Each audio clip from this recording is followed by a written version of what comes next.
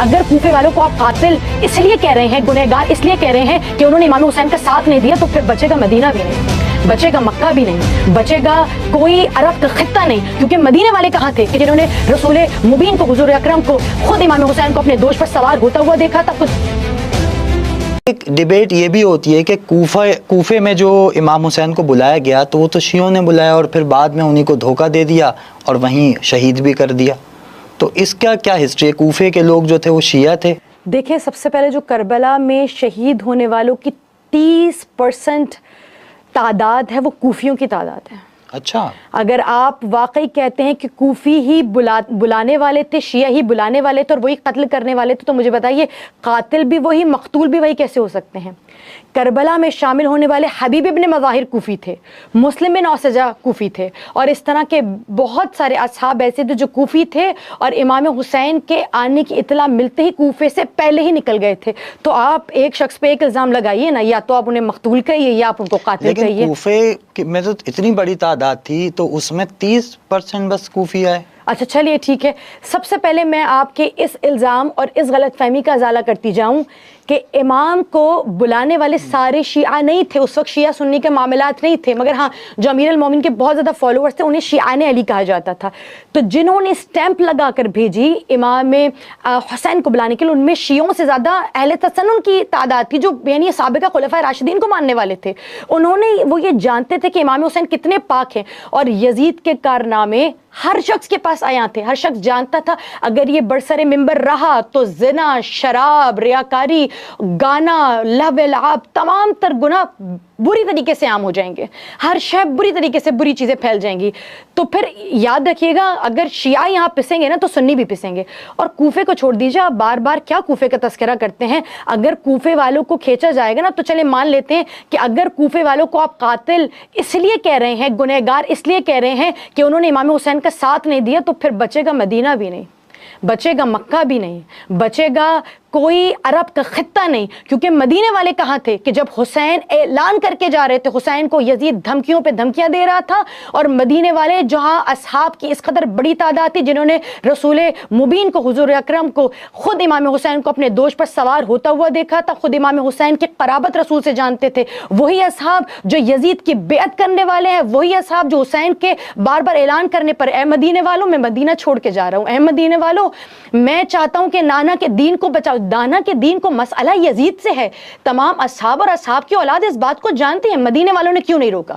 اب میں یہ کہوں کہ مدینے والے قاتل ہیں حسین کے, آپ مانیں گے اس بات کو؟ مدینے والوں نے نہیں روکا. ایک مرتبہ حسین اندھیرے میں نہیں نکلے, حضرت عبداللہ ابن عمر رات کی تاریکی میں اپنے جان کو بچا کر مکے کی طرف چلے گئے کیونکہ یزید کی بیعت نہیں کرنا چاہتے. تو اس کے باوجود 70% اصحاب نے یزید کی بیعت کی. کیا نہیں جانتے تھے یزید کتنا بڑا سفاک ہے؟ آپ مدینے والوں کو کیوں نہیں اٹھاتے اس بارے میں؟ چلے چھوڑیے مدینے والے کو.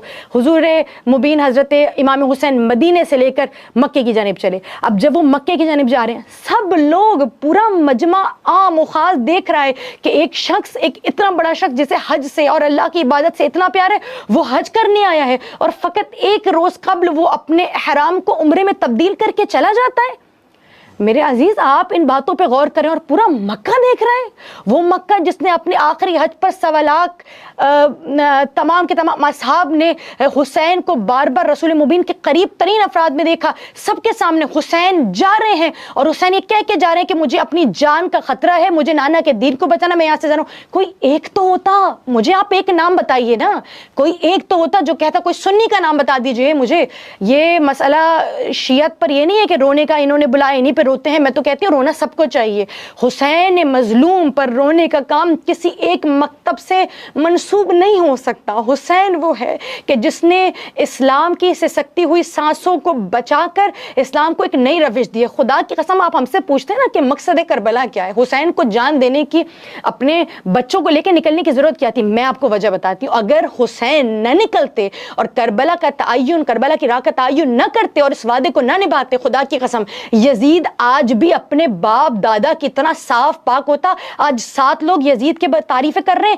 آج یہ حال ہوتا کہ آج ہم کھلا کھلا یزید پر لعنت بھی نہیں بھیج سکتے تھے. یزید کا مسخ شدہ چہرہ لوگوں کے سامنے نہ آتا, یزید کا حال لوگوں کے سامنے نہ آ پاتا. امام مکے سے روتے ہوئے گئے ہیں, کسی نے نہیں روکا. مولا اچھا آپ جا رہے ہیں, میں آپ کا ساتھ دینے والا ہوں, میں آپ کے ساتھ. ایک شخص مکے سے نہیں آیا جو امام کی بیعت کرتا اور امام کے ساتھ ساتھ جاتا. امام کوفے کی طرف چلے, کتنے لوگ راہ کوفہ میں کھڑے تھے, کوئی ایک ہوتا کہتا مولا میں چل رہا ہوں کربلا.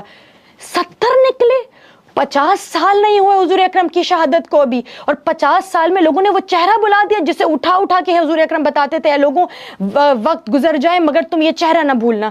ہمارے سامنے حالات ہیں. مقصد کربلا در حقیقت امام حسین کا مقصد یہ تھا کہ اگر امام اپنے خانوادے کی قربانی, ہم سے بڑا سوال کیا جاتا ہے, قربانی نہ دیتے, آج یزید کا گانے بجانا بھی حلال ہوتا, لوگ کھل کے گانا بجا رہے ہوتے. کیونکہ دیکھیں جو حکومت کا دین ہوتا ہے نا وہی رعایا کا دین ہوتا ہے. اگر امام حسین نہ نکلتے, جب حکومت کے طور پہ بندر بازی ہو رہی ہے, زنا عام ہو رہا ہے, شراب پی جا رہی ہے, اور ایک کہہ رہے کہ وہی تو آئی نہیں تھی, کوئی نبی آئی نہیں تھا, پوری عوام یہ کہتی, تبھی تو حسین نے اتنی بڑی قربانی دی ہے.